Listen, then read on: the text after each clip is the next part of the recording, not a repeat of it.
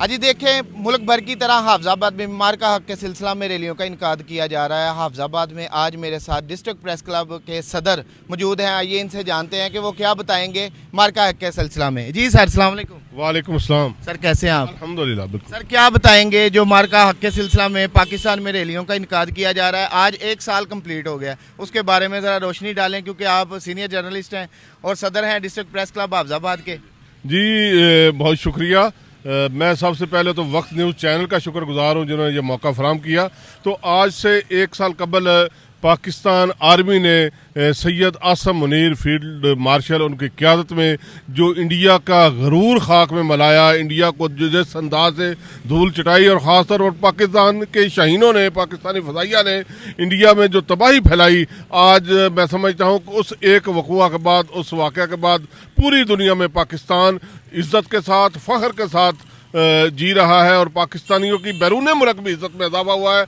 अब पाकिस्तान आर्मी पूरी दुनिया में एक जुर्रत का निशान बन के सामने आई है। तो पाकिस्तानी अवाम इस मौका पर अपनी आर्मी के साथ है, अपने अदारों के साथ है और हम सब कहते हैं कि अगर किसी भी मुल्क की मजबूत आर्मी उस मुल्क की बका की जिम्मेदार होती है तो पाकिस्तान आर्मी अल्हम्दुलिल्लाह दुनिया की मजबूत तरीन आर्मी है। अल्लाह ताला का फजलो करम इस पर। अच्छा सर, मुझे ये बताइएगा, इसके अलावा जो ईरान और अमेरिका की जो कशीदगी के बायस जो पाकिस्तान सालसी कर रहा था, उसके हवाले से क्या बताएंगे? ये तो मार्का हक तो पूरी दुनिया ने देखा और इसके अलावा उसका भी ज़रा रोशनी डालिएगा।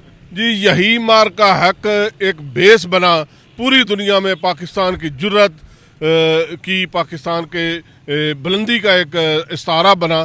तो आज जब अमेरिका और ईरान में जंग शुरू हुई, इसराइल में, तो उस वक्त पाकिस्तान ने जो सालसी का किरदार अदा किया और ख़ास तौर पर अरब ममालिक को साथ लेकर ईरान के हवाले से और अमेरिका के हवाले जो किरदार अदा कर रहा है, तो पूरी दुनिया पाकिस्तान को अमन का दाई समझती है, अमन का प्याम्बर समझती है और पूरी दुनिया समझती है कि पाकिस्तान अगर ये किरदार अदा न करता तो इस वक्त दुनिया में खुदा न खास्ता एटमी जंग छिड़ चुकी होती।